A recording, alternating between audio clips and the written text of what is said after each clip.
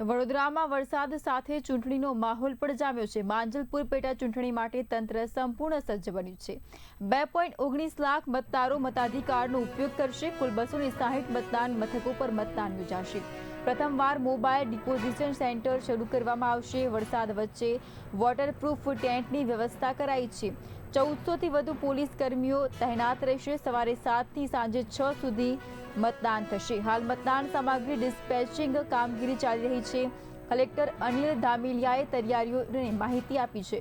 मतगणतरी 3 Auguste हाथ धरवामां आवशे।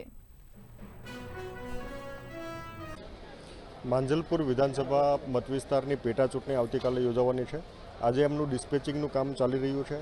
તમામ મતદાન ટુકડીઓ અહીંયા હાજર છે અને થોડી વખતમાં ડિસ્પેચ અહીંથી થઈને એમના પોતાના મતદાન મથક ઉપર જશે।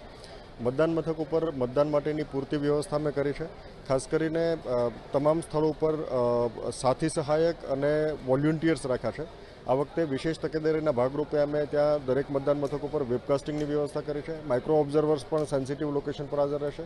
આ સિવાય અમે વિશેષ કરીને એ પ્રકારે વ્યવસ્થા રાખી છે કે તમામ મતદાન મથક ઉપર મોબાઈલ ડિપોઝિશન સેન્ટર હોય, જેથી કરીને મતદાતાઓ ત્યારે પોતાનો મોબાઈલ ત્યાં રાખી શકે। વરસાદને ધ્યાનમાં રાખીને અમે વિશેષ કરીને દરેક મતદાન મથક ઉપર ખાસ કરીને એક એનાલિસિસ કરાવડાવ્યું છે।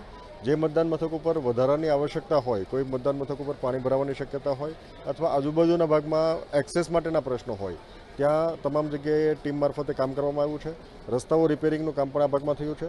સાથોસાથ કોઈ જગ્યાએ પાણી ભરાવાનો પ્રશ્ન હોય ત્યાં ડીવોટરિંગ સાથેની ટીમ પણ તૈયાર રહેશે। ડીવોટરિંગ પંપ સાથેની ટીમ પણ તૈયાર રહેશે અને આ ઉપરાંત અમે ક્વિક રિસ્પોન્સ ટીમ પણ તૈયાર રાખી છે, જેથી કરીને મતદારોને મતદાન કરવાની પ્રક્રિયામાં કોઈ દખલગીરી ના થઈ શકે।